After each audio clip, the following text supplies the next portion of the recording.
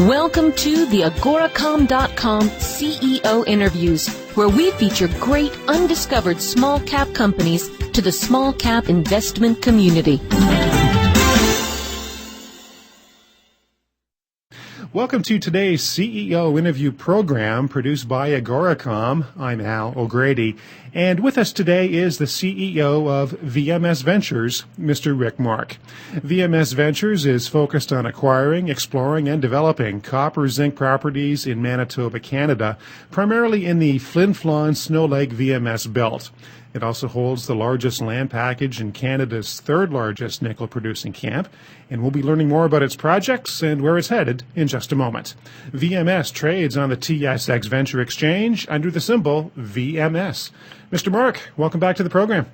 Thank you, Al. Okay. Rick, date of today's recording, Thursday, April 23rd. We talked about 3 weeks ago, and since that time, you had a press release about a drilling project being completed. Rick, what's the latest? That was up in Paula Bay, and we made a decision that the winter season was to our advantage. In other words, the icing up of some of these swampy areas allowed us to actually get at some targets that we will not be able to get at for another 10 months or so.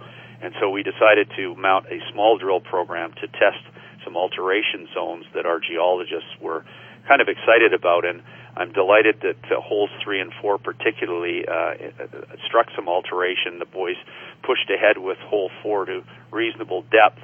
And one of the great things about it, I think, is that we decided to stake some ground further to the east, which gives me confidence that there's something there that the geological team is very interested in.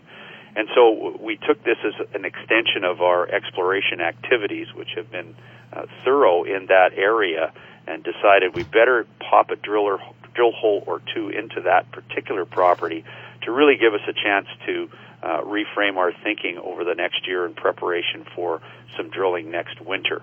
It was a small program, but I think that stands wisely these days in terms of conserving cash. Okay, so having said all that, where do you go from here? Well, it's really it's an interesting time in the junior markets because the juniors are very, very quiet. The volume on the venture exchange is low. We haven't seen juniors responding to this recent rise in the base metal prices. And so we're very cautious about drilling, but I do want to say this.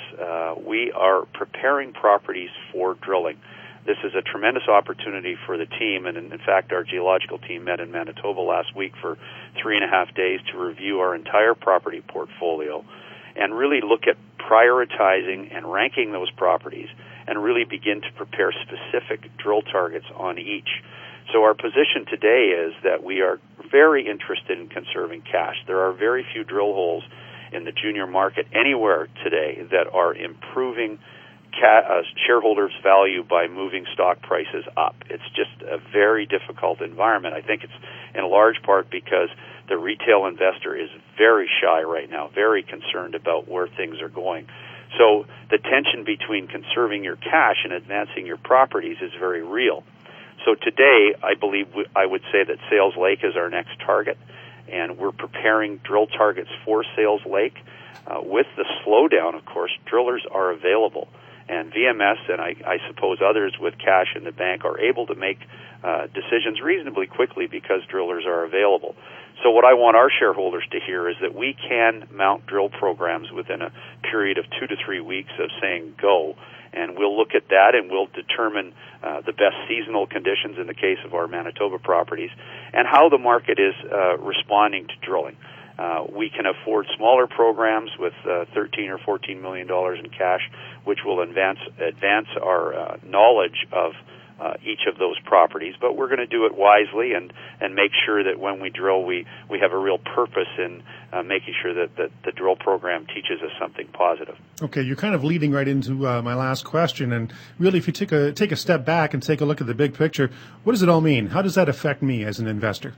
Well, I think with VMS, the solid part of it is the Reed Lake deposit. We have an asset in the ground. It hasn't been defined yet. We have still some distance to go with our joint venture partner, Hudbay Minerals. They are now through their time with the Lundin issue. The board has changed. The new CEO is in place, and we anticipate being able to discuss Reed Lake within our JV agreement with Hudbay, and that continues to be an asset that very few people have, a high-grade copper discovery that we think is going to be much bigger. And then, of course, we have a tremendous land package, and I think that's an asset that's undervalued in today's junior market. And so what we're going to do is prudently explore that land package while we find out how quickly we might get to an agreement with Hudbay or potentially another operator to get the Reed Lake deposit out of the ground. Rick, we're short and sweet today, but as always, I want to thank you very much for your time and sharing your thoughts with us about VMS Ventures. Al, I always enjoy it. Thanks very much. Okay. And VMS Ventures trades on the TSX Venture Exchange under the symbol VMS. And you've been listening to Rick Mark, CEO of VMS Ventures, on today's Small Cap Show, produced by Agoracom. I'm Al O'Grady. Thanks for joining us.